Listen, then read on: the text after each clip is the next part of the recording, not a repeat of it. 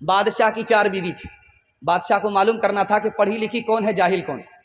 तो बादशाह बीवी के पास आकर के कहता है सुबह हो रही है? कहा कि हाँ हो रही। कहा कैसे पता चला? कहा मुंह में पान था, मज़ा बदल गया। बादशाह बड़ा खुश हुआ, पढ़ी लिखी है। दूसरी बीवी से पूछा कि सुबह हो रही? कहा हाँ हो रही। कहा कैसे पता चला? कहा लालटेन की रोशनी धीमी पड़ गई। बड़ा खुश हुआ कि पढ़ी लिखी है। तीसरी बीवी से पूछा कि सुबह हो रही? कहा हाँ हो रही है। कहा कैसे पता चला? नाक में जो नथ थी वो ठंडी पड़ गई। बादशाह बड़ा खुश हुआ। अब आया 1 नंबर की जाहिल के पास, पढ़ी लिखी नहीं। उसके पास आकर के पूछता है कि सुबह हो रही? कहा क्यों नहीं हो रही? कहा कैसे पता चला? कैसे पता नहीं चलेगा? जैसे पता चलता है पेशाब आ रहा है, पखाना आ रहा है, इससे बराबर पता चल रहा है। तालीम औरतों को भी देनी जरूर है, देनी जरूर है। लड़की जो बेपढ़ी हो तो वो बेशूर है, बेशूर है। उसने मुआशरत में सरासर फुतूर है, और इसमें वालिदैन का बेशक कसूर है, बेशक कसूर है। निकल गया तालीम के हवाले से पैगाम। पर्दे के हवाले से आ रहा, सुनने के लिए तैयार है? दोनों हाथ उठाइए इंशाअल्लाह। मर्द पायजामे से, औरत पर्दे से बाहर होगी, हाथ उठाइए इंशाअल्लाह। एक आदमी सीधा खड़ा हुआ है और ऐसे हाथ उठाए। अल्लाह का शुक्र है वो लुंगी में है, पायजामे में नहीं। आखिरी पैगाम बहुत तेजी के साथ निकल जाएगा। औरत जब चलती है नंगे पैर, सड़क से गुजरती है, उसके पैर का निशान उस सड़क के ऊपर आ गया। पीछे से एक मर्द आ रहा था, जहां उसके पैर का निशान पड़ा उसी पर इसने अपना पैर रख दिया। शैतान इस औरत की मोहब्बत और कशिश उस मर्द के दिल में दाखिल कर देता। हजरत अबू बकर बैठे हुए थे और उनकी बेटी हजरत आयशा बैठी हुई हैं रजी अल्लाह अन्हुमा एक जगह।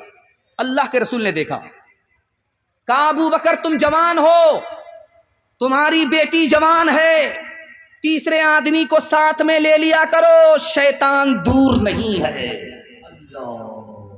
हजरत उमर के यहां बेटी आई, हजरत उमर घर से बाहर। लोगों ने पूछा कि बेटी अंदर, बाप घर से बाहर। तो कहा मैं जवान हूं, मेरी बेटी जवान है, घर में बीवी नहीं है, तीसरा शैतान है, इसलिए घर से बाहर आ गया। नमूना देने के लिए जा रहा हूं। आप देखेंगे तजर्बे की बात है, जो 10 का नोट होगा वो सबसे ऊपर की जेब में, जो 100 का नोट होगा वो बीच की जेब में, जो 2000 का नोट होगा सबसे नीचे की जेब में। मजमे में एक आदमी खड़ा हुआ, हजरत थानवी से पूछा हुजूर आप पर्दा पर्दा करते रहते हैं, बुरका बुरका करते रहते हैं, ओढ़नी ओढ़नी दुपट्टा करते रहते हैं, ये कौन सी आयत में है, कौन सी हदीस में? तो हजरत थानवी ने फरमाया कि तुम्हारा 2000 का नोट सबसे नीचे की जेब में है, वो कौन सी हदीस में? अरे अल्लाह का बंदा, नोट की हिफाजत करते हो कि दौलत है चली जाएगी। अरे चली जाएगी तो वापिस आएगी, लेकिन औरत की हिफाजत करने के लिए तैयार नहीं हो। औरत की आबरू जाएगी तो कभी लौट करके नहीं आएगी। ट्रेन में सफर हो रहा है, हजरत शेखुल इस्लाम का सफर हो रहा है। एक अंग्रेज ने कहा कि मुसलमान भी अजीब कौम है, घर में औरत को कैद रखती है, जब औरत घर से बाहर निकलती है कफन लपेट देती है, कफन लपेट देती है। हजरत ने कोई जवाब नहीं दिया। शरबत बेचने वाला गुजर रहा था, उससे कहा भाई नींबू है, चाकू है, दे दो, गिलास दो, नमक दो। नींबू काटा, रस गार लिया, शरबत बना करके जब पीने लगे तो उस अंग्रेज से कहा मैं तो ये शरबत पीता हूं, आपके मुंह में जो पानी आया आप उसी से सब्र कर लीजिए, उसी से काम चला लीजिए। तो हजरत का मतलब वो समझ गया। तो हजरत ने कहा कि देखो तुमने कहा कि मुसलमान अपनी औरत को कैद में रखता, जब बाहर निकलती है तो कफन लपेट देता है, बुर्का दे देता है। जब बेपर्दा बेबुर्का औरत सड़क पर आती है तो जिस तरह नींबू कटने से मुंह में पानी आ जाता है, उसी तरह आवारा लोगों के मुंह में पानी आ जाता है। आवारा ब्रिज आपने देखा होगा, अंग्रेज का दौर था, अंग्रेज हाकिम था, अभी ये मुल्क आजाद नहीं हुआ। एक लड़की बेपर्दा चल रही थी, एक पीछे से एक लड़के ने छेड़ दिया उसको। दोनों लड़का लड़की का मुकदमा अदालत में आया, अंग्रेज हाकिम है, अभी ये मुल्क आजाद नहीं हुआ। तो अंग्रेज ने, हाकिम ने लड़के से पूछा कि तुमने चलती हुई लड़की को क्यों छेड़ा?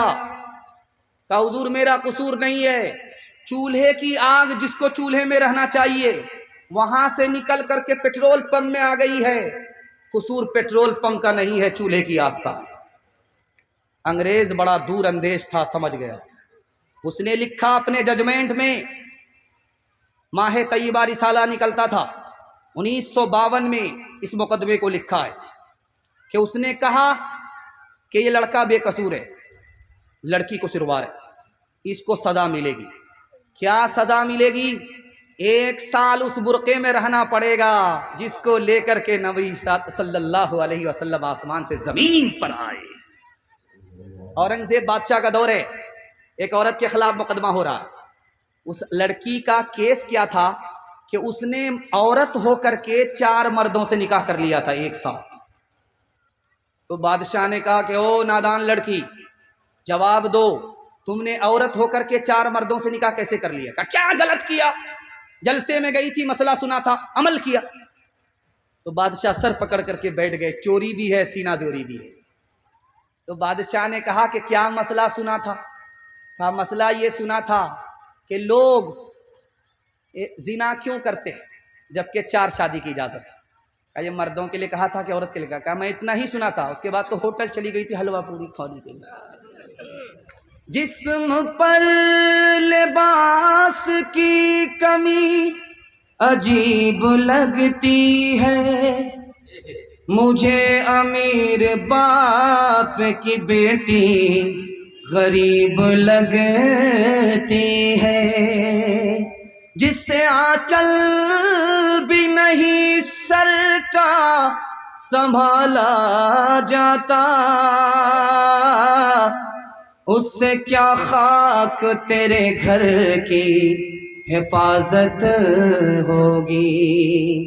क्यों हया छोड़ के बेपर्दा हुई जाती हो, कुछ नहीं पास रहा दीन की गैरत के लिए, कुछ नहीं पास रहा दीन की गैरत के लिए। रोज रूबरू महशर में माबूद के जब जाओगी, लेके क्या जाओगी तुम अपनी बारात के लिए? देखो इस्मत का दुपट्टा न सरकने पाए, हर नजर घात में बैठी है शरारत के लिए। आखिरी पैगाम औरतों के हवाले से इजाजत है, 3 मिनट के लिए सुना रहा हूं, हाथ उठा दीजिए इंशाअल्लाह। बीवी से पूछ करके माँ बाप को खर्चा देंगे, हाथ उठाइए इंशाअल्लाह। खैर ध्यान से सुनिएगा, आपके घर का झगड़ा 1 मिनट में खत्म हो जाएगा। रास्ता मैं बता रहा हूं, जिंदगी भर के लिए खत्म हो जाएगा, 1 मिनट में खत्म हो जाएगा। 3 मिनट का पैगाम है, आखिरी पैगाम सुना रहा हूं, सुनने के लिए आप लोग तैयार हैं? जोश के साथ हाथ उठा दीजिए, बिल्कुल सही जा रहा है। ध्यान से सुनिएगा। मियाँ बीवी का झगड़ा क्या है? शौहर चाहता है जैसा मैं हूं वैसी बन जाए, ये कभी नहीं होगा। आप उसको अपनी हालत पर छोड़ दीजिए और मुआहदा कीजिए कि तुम मेरे माँ बाप की खिदमत करो, मैं तुम्हारे माँ बाप की खिदमत करूंगा। 40 साल का झगड़ा एक ही दिन में खत्म हो जाए। सास अपनी बहू को बहू ना समझे, बेटी समझ ले। बहू अपनी सास को माँ समझ ले। माँ बेटी का इतना मुकद्दस रिश्ता होता है कि झगड़ा होता ही नहीं है। ननद अपनी भाभी को बड़ी बहन समझ ले, भाभी अपनी ननद को छोटी बहन समझ ले। बहन का इतना मुकद्दस रिश्ता होता है कि झगड़ा ही खत्म हो जाता है। एक औरत आई झाड़ फूक करने वाले के पास, और तनवीर ज़की यहाँ बैठा हुआ, ये उल्टा चरखा भी घुमाता है। ध्यान से सुनिएगा। झाड़ फूक करने वाले के पास औरत आई, कहा मेरा शौहर बात बात पर मुझको मारता है, कुछ तरकीब कर दीजिए। तो कहा एक काम करो, मैं पानी पर दम करता हूं, जब भी झगड़ा शुरू हो 2-4 घोंट मुंह में लेकर के बैठ जाना, कुछ नहीं बोलना, झगड़ा तुम्हारा खत्म हो जाएगा। क्योंकि औरत की जबान चलती है, मर्द का हाथ चलता है। अगर औरत जबान को काबू में कर ले, मर्द हाथ को काबू में कर ले, टूटा फूटा घर जन्नत बन जाता है।